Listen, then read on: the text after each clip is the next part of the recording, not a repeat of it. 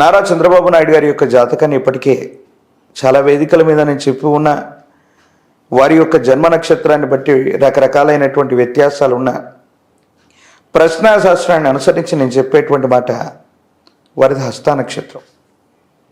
వారి జాతకంలో యోగదాయకమైన దశలు ఇవి ఇప్పుడు నడుస్తున్నాయి అనే కంటే ఇబ్బంది కలిగించే దశలు నడుస్తున్నాయి. 2 సంవత్సరాల పర్యంతం నుంచి నేను చెబుతున్నాను.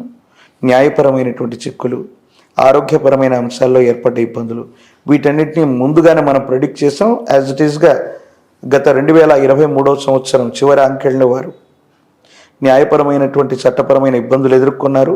ఆరోగ్యపరమైనటువంటి అంశాల్లో ఇబ్బందులు కూడా వచ్చాయి. ఇలాంటి ఆరోగ్య సమస్యలు చంద్రబాబు నాయుడు గారు విదేశాలకు కూడా ఇలాంటి ఆరోగ్య సమస్యల వల్లనే వెళ్ళారు అనేది చాలా మంది టీడీపీ నాయకులు అంటూ ఉన్న మాట ఇంటర్నల్ గా వినిపిస్తోంది.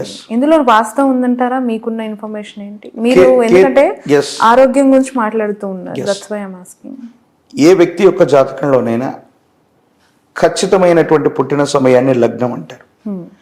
లగ్నం నుండి ద్వితీయ సప్తమ స్థానాలు మారక కారకాలు. మారకం అంటే మరణం. ఎవరి జాతకంలోనైనా మన జాతకంలో సెకండ్ పొజిషన్లో ఉన్నటువంటి అంటే 2వ స్థానంలో ఉన్నటువంటి 7వ స్థానంలో ఉన్నటువంటి గ్రహాలు వాటి యొక్క దశలు అంతర్దశలు వచ్చినప్పుడు మరణ సమానమైన కష్టము లేదా ఆరోగ్యము లేదా ప్రమాదం జరుగుతాయి. వారి యొక్క జాతకంలో నేను పరిశీలించింది ఈ ద్వితీయ సప్తమ స్థానాల్లో ఒక స్థానంలో శని ఉన్నాడు సాటర్న్.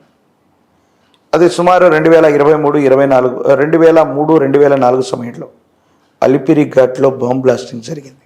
ప్రాణం నిలిచింది, పదవి పోయింది. సరిగ్గా 10 సంవత్సరాల తర్వాత 2014లో వాళ్ళు అధికారంలోకి వచ్చారు. ఇప్పుడు మళ్ళీ అదే సప్తమ స్థానానికి సంబంధించినటువంటి గ్రహగతులు ఆయన జాతకంలో ఉన్నాయి.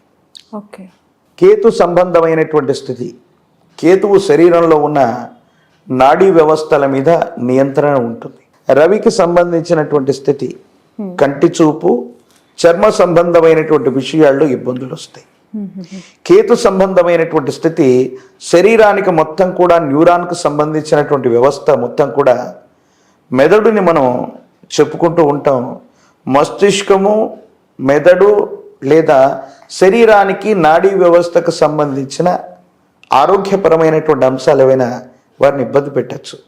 అంటే నేను వారి యొక్క జాతకంలో ఉన్న ఇబ్బందిని చెప్తున్నాను తప్ప మాన్యశ్రీ మాజీ ముఖ్యమంత్రి వర్యులు చంద్రబాబు నాయుడు గారి యొక్క నేతృత్వంలో మన ఉభయ తెలుగు రాష్ట్రాల్లో చాలా అభివృద్ధికరమైనటువంటి పరిస్థితులు ఉన్నాయి. సైబరాబాద్ అంటే మనం చంద్రబాబు నాయుడు గారిని గుర్తు చేసుకుంటాం.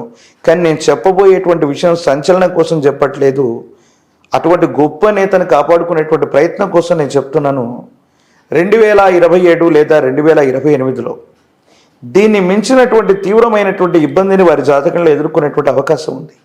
ఇది ఆరోగ్యపరమైనటువంటి అంశాల్లో తీవ్రమైనటువంటి సమస్యగా పరిగణించవచ్చు. అటువంటి చాలా క్లిష్టమైనటువంటి సందర్భం వారి యొక్క జాతకంలో రాబోతుంది.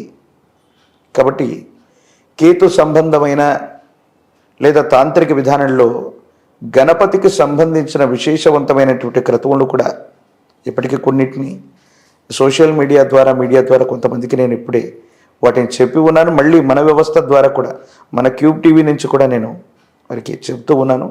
వారి జాతకంలో కొన్ని ఇబ్బందికరమైన దశలు నడుస్తున్నాయి. ఇది వాస్తవం. కానీ జగన్మోహన్ రెడ్డి గారి యొక్క జాతకంలో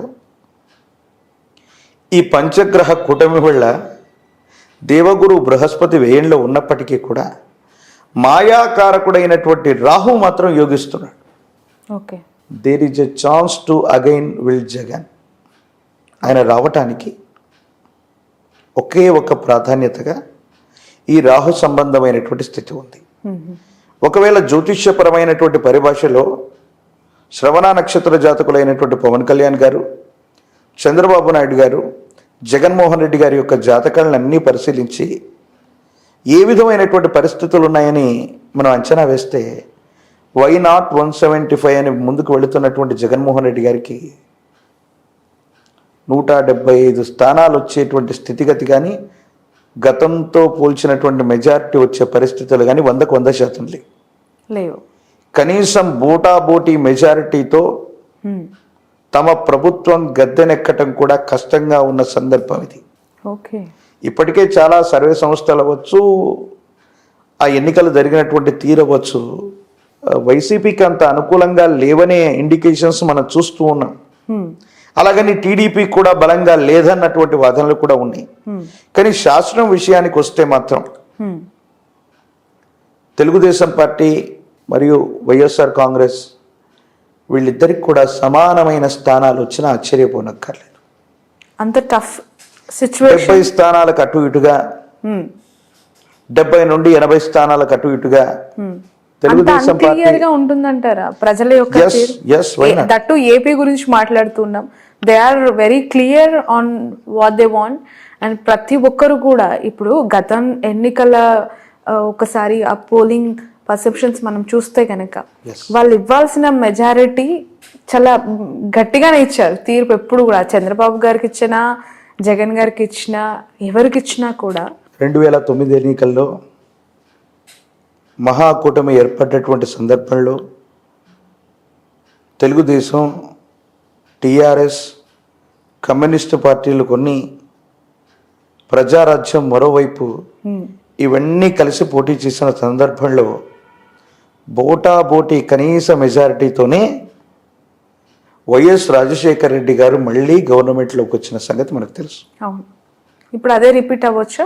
అలాగని కాదు, కానీ తెలుగుదేశం మరియు వైసీపీకి సమానమైనటువంటి సీట్స్ వచ్చి బీజేపీ మరియు జనసేన వాళ్లతో మిత్రకూటమిగా ఉన్నప్పటికీ నేను చెప్తున్న అంశం ఏంటంటే మిత్రకూటమిగా ఉన్నటువంటి జనసేన మరియు బీజేపీకి 10-15 స్థానాలు వచ్చి వాళ్ళు కీలకమవటం, కేంద్రానికి సంబంధించినటువంటి పరిస్థితుల వల్ల ఈ కూటమిలో కూడా ఏవైనా ఇబ్బందులు ఏర్పడటం, అంటే మిత్రకూటమిగా ఉన్న వీళ్ళు కూడా విడిపడేటువంటి పరిస్థితులు రావటం, ఇది ఖచ్చితంగా జరుగుతుంది. ఎందుకంటే దీన్ని క్రోధినామ సంవత్సరంగా ఈ సంవత్సరానికి పేరు.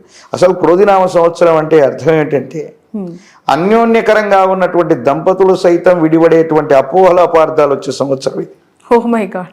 ఇక రాజకీయ నాయకులకి ప్రతి చిన్న విషయానికి అనుమానాలు ఉంటాయి, అపోహలు ఉంటాయి, ఇబ్బందులు ఉంటాయి. నా ప్రిడిక్షన్ ప్రకారంగా వైఎస్ జగన్మోహన్ రెడ్డి గారు బోటాబోటీ మెజారిటీతో గెలవటానికి ఒక అవకాశం ఉంది. ఒకవేళ ఈ పంచగ్రహ కూటమిలో ఈ స్థితిగతుల వల్ల అది సాధ్యపడట్లేదు అంటే కూటమిలో ఉన్నటువంటి ఇతరత్ర అన్ని జాతకాలు పరిశీలిస్తే శ్రవణ నక్షత్రం మకర రాశిలో ఉన్నటువంటి పవన్ కళ్యాణ్ గారి యొక్క జాతకంలో రాజయోగం ఉంది. అమాత్యుడు మంత్రి, అది కేంద్ర స్థాయి మంత్రియా అమాత్యుడా, ఆ స్థాయికి ఆయన వెళ్ళగలిగినటువంటి స్థితిగతులు అయితే సుస్పష్టంగా కనపడుతూ ఉన్నాయి. అది వెంటనే సమీపమైన భవిష్యత్తులో, ఈ రోజుని కాదు కానీ సమీప భవిష్యత్తులో ఎప్పుడైనా కూడా అది జరిగేటువంటి సంభావ్యత ఉంది. ఆ విధంగానైతే ఉంది. నేను అనుకోవటం తప్పనిసరిగా వైఎస్ జగన్మోహన్ రెడ్డి గారి యొక్క జాతకంలోని దేవగురువు అయినటువంటి బృహస్పతి బలం లేకపోవటం వల్ల ఇన్ని రకాలైన ఇబ్బందుల్ని, ఈ సమస్యలని ఎదుర్కొంటూ ఉన్నారు. 175కు 175 స్థానాలని కానీ, గతంలో వచ్చిన 151 ప్లస్ మిగతా వాళ్ళు కానీ ఈ సంఖ్యను చేరుకోవటం అన్నటువంటిది దాదాపు అసాధ్యం. మాన్యశ్రీ ముఖ్యమంత్రి వర్యులు గతం కంటే ఎక్కువ స్థానాలని మనం గెలవబోతున్నట్టుగా వారు చెప్పారు. కానీ జ్యోతిష్యపరమైనటువంటి పరిభాషతో సహా దేశ కాలమాన పరిస్థితులను బట్టి చూస్తే అంత సానుకూలవంతమైనటువంటి స్థితిగతి వచ్చేటువంటి పరిస్థితి కనిపించట్లేదు. ఎవరు గెలిచినా ప్రతిపక్షంలో ఉన్న వాళ్ళకి 80 సీట్లు, అధికార పక్షంలో ఉన్నటువంటి వాళ్లకు 90 లేదా 90 స్థానాల పైన అన్నట్టుగానే ఈ పరిస్థితి ఉండబోతుంది. అక్కడ ప్రతిపక్షం, అధికార పక్షం ఏవైనా కూడా సమానంగా ఉండేటువంటి పరిస్థితులతో పాటు ఇది కేవలం 3 లేదా 3 సంవత్సరాలకు పైబడ్డ కాలం మాత్రమే ఈ ప్రభుత్వ వ్యవస్థలు ఉండబోతున్నాయి. ఇది కూడా జరగబోతోంది. ఓకే, అంటే మామూలుగా 5 ఏళ్ళు కదా ఏ ప్రభుత్వం అయినా కూడా, మీరేంటి 3-3.5 ఏళ్ళు అంటున్నారు, ఎలా? అంటే రాబోయేటువంటి సంవత్సరాలకు సంబంధించినటువంటి గ్రహ గోచార పరిస్థితుల్ని ఒకవైపు తీసుకున్న దేశంలో జరిగేటువంటి మరికొన్ని మార్పులు చూస్తే 1 నేషన్ 1 ఎలక్షన్, ఎస్ ఎగ్జాక్ట్లీ అది కూడా అయి ఉండొచ్చు. 1 నేషన్ 1 ఎలక్షన్లో రాబోయే 2.5 సంవత్సరానికే మళ్ళీ ఎన్నికలు వచ్చేటువంటి అవకాశం కూడా తప్పకుండా ఉంటుంది. ప్రత్యేకించి జగన్మోహన్ రెడ్డి గారి యొక్క జాతకం, ఇందాక మనం చెప్పుకున్నటువంటి నారా చంద్రబాబు నాయుడు గారి యొక్క జాతకంలో ఖచ్చితంగా 3 ఏళ్లలో కొన్ని ఇలాంటి ఇబ్బందులు, ప్రత్యేకించి చంద్రబాబు నాయుడు గారి యొక్క జాతకంలో చాలా ఇబ్బందికరమైనటువంటి స్థితిగతులు, ఒకవేళ వారి నేతృత్వంలో ప్రభుత్వం ఏర్పడకపోయినా ఒక అస్థిరమైనటువంటి స్థితిగతి ఏర్పడడానికి కమింగ్ 3 yearsలో ఎవరి వల్ల ఇష్యూస్ జరగవచ్చు అంటారు కూటమికి సంబంధించినటువంటి పరిస్థితుల్లో చంద్రబాబు నాయుడు గారి యొక్క జాతకంలో ఉన్నటువంటి ఆరోగ్యపరమైనటువంటి అంశాలు, ఇతరత్ర స్థితిగతుల వల్ల వాళ్ళు గనక వాళ్ళ యొక్క పార్టీ కావచ్చు, వాళ్ళకు సంబంధించిన వ్యవస్థ కావచ్చు, వేరొక వ్యక్తిని అధ్యక్షుడిగా ప్రకటించటం వల్ల చంద్రబాబు నాయుడు గారు లేదా తెలుగుదేశం పార్టీ వల్లే వాళ్ళు తీసుకున్నటువంటి నిర్ణయాన్ని మిగతా కూటమిలో ఉన్నటువంటి వ్యక్తులు హర్షించకపోవటం వల్ల వాళ్ళ మధ్య ఇబ్బంది ఏర్పడేటువంటి అవకాశం ఉంది. ప్రత్యేకించి బ్రహ్మంగారి కాలజ్ఞానంలో ఒక గొప్ప మాట ఉంటుంది. 2 అక్షరముల పేరున్నవాడు దేశాన్ని పెక్కేండ్లు పరిపాలించాను. పండిత్ జవహర్లాల్ నెహ్రూ గారు 2 అక్షరాలు. వారు 16 సంవత్సరాల పాటు నిర్విరామంగా వారు ప్రధానమంత్రిగా ఉన్నారు. నరేంద్రనాథ్ మోదీ, వారి వ్యవహారిక నామం మోదీ, వారు 3 పర్యాయాలు ముఖ్యమంత్రిగా గుజరాత్కు చేశారు. వరుసగా 2 పర్యాయాలు మళ్ళీ భారతదేశానికి ప్రధానమంత్రి చేశారు.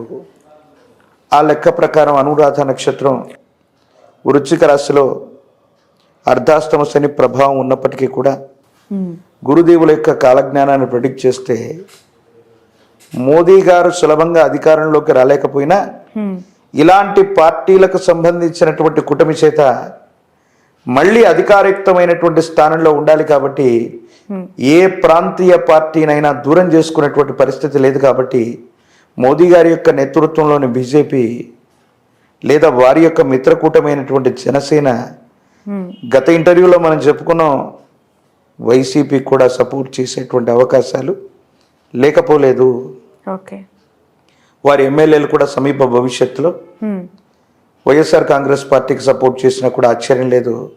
మొదటి ప్రాధాన్యతగా జగన్మోహన్ రెడ్డి గారు గెలవటానికి కొన్ని ప్రత్యేకమైన అవకాశాలు ఉన్నాయి.